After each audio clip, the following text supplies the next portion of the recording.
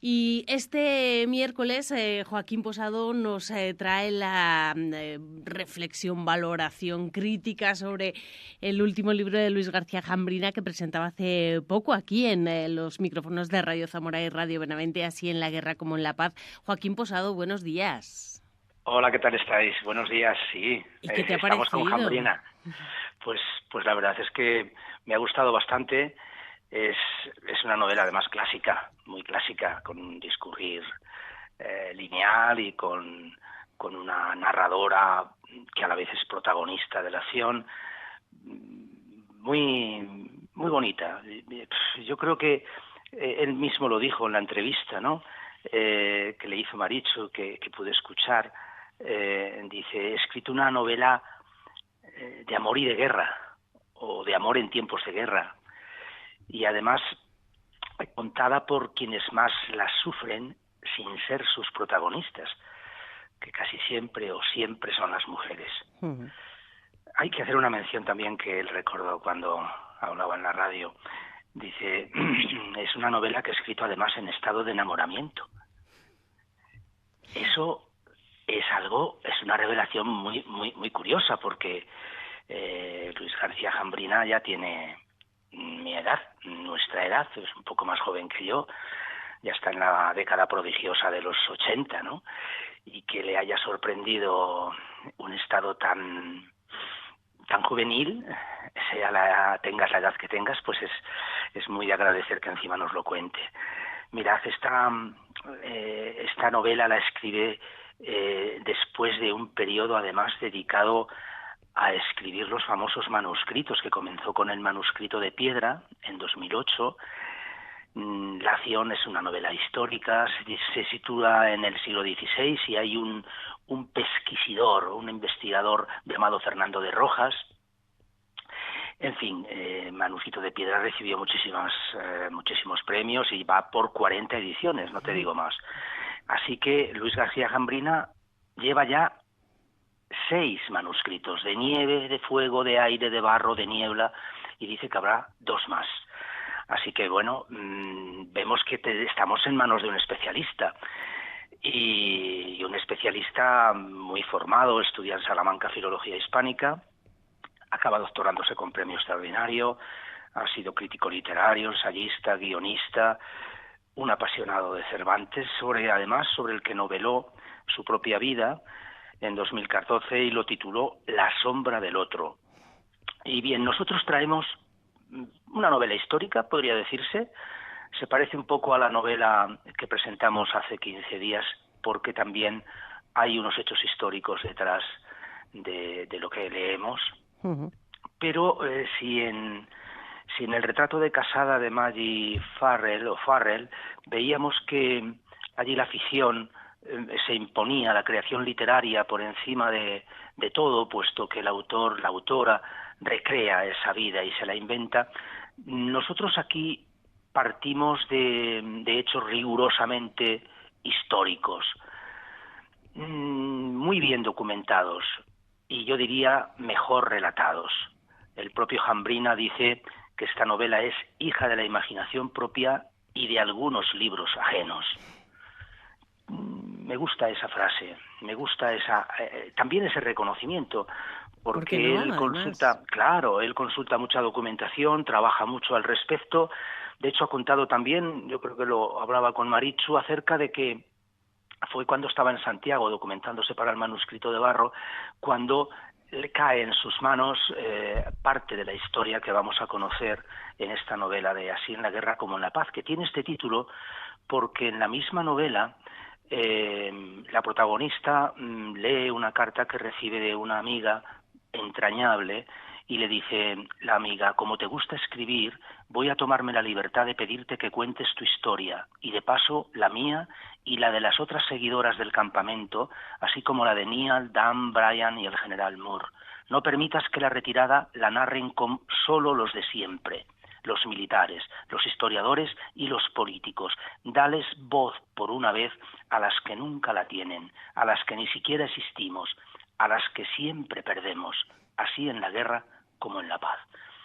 Y esta última frase da título a esta obra, que es una historia contada, como os decía antes, de forma muy original. La narradora, la protagonista, Catherine Gallagher, es la protagonista de la acción y al tiempo nos lo va contando. Va narrando este suceso que transcurre entre noviembre de 1808, cuando las tropas inglesas al mando del general John Moore llegan a Salamanca procedentes de Portugal, porque habían arribado con sus barcos a Lisboa. Hay que saber que los ingleses siempre tuvieron mucha amistad con Portugal y ayudaron siempre que fue necesario. Bueno, pues el general Moore llega a ayudar a Lisboa a los portugueses, ve que no hay ningún tipo de problema, de que los franceses han retirado al resto de la península, la que ocupa España, y deciden ir hacia Salamanca con la intención de auxiliar al ejército español y expulsar a los franceses de toda la península. Sí.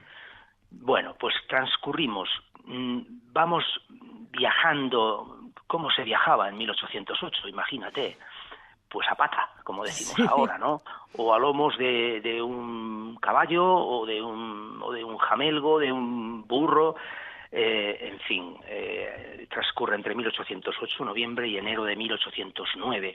A finales, justo cuando ya los barcos de la Armada inglesa llegan a Portsmouth con el ejército que había arribado, que había llegado a La Coruña, después de una retirada que habría que decir dura, penosa, con los franceses pisando los talones del ejército inglés en ese transcurso.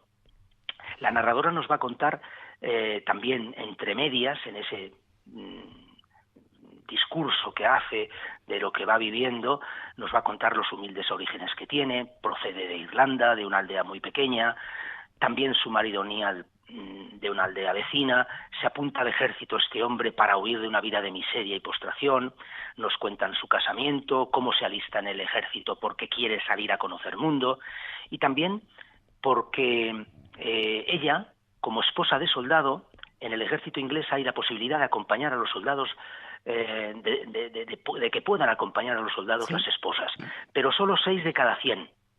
Entonces, claro, era un porcentaje muy bajo. Había muchas personas que tampoco podían ir o no querían, pero ella se apuntó, por supuesto, y lo deseaba con toda su fuerza.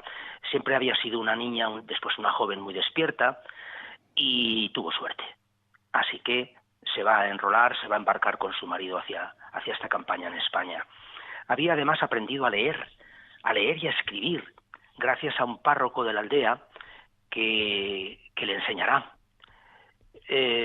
A cambio de algo que deberéis de leer la novela para enteraros, algo oscuro. Nuestro autor, resumen, Jambrina, se ha documentado maravillosamente y habrá consultado sobre todo el diario de Catherine Esley, que es una esposa real de un soldado que había hecho campañas en la Guerra de la Independencia en España. Y a partir de ahí va a utilizar también datos históricos, documentos que había de los que habían participado con el general John Moore en esta campaña. Un hombre del que se habla mucho en la novela porque es muy importante, dirige esa retirada cuando pasan por Salamanca, después llegan a Benavente, vuelan el famoso puente de Castro Gonzalo porque hay que detener ese avance de las tropas francesas como sea. El propio Napoleón, como sabéis, digamos, le persiguió durante algún tiempo, pero a partir de Astorga y cuando se encaminan hacia Galicia, Napoleón regresa a París y los franceses continuarán en esa especie de acoso, de amenaza, pero sin presentar batalla en campo abierto, apenas escaramuzas, pequeñas batallas, que casi siempre ganaban los ingleses porque eran mejores estrategas, digamos, en el plano directo, en el enfrentamiento cara a cara. El invierno fue tan terrible, tan frío, que nos meteremos en la piel helada de estas personas, de Katy, de su marido, y llegarán a La Coruña a duras penas, después de una inteligentísima estrategia del general Moore que evitó que ese ejército británico fuera destruido por el ejército francés. Es una muy buena historia y nos toca muy especialmente porque pasaron por aquí, por nuestra puerta, no hay que olvidarlo, y también nos afecta emocionalmente porque esas mujeres que reclamaban su lugar, yo creo que acabaron teniéndolo, no solo en esa batalla, sino también en el mundo, como vemos hoy. Pues Joaquín, muchísimas gracias por esa recomendación, por esa lectura del libro de Luis García Jambrina. Nada, a vosotros, un abrazo.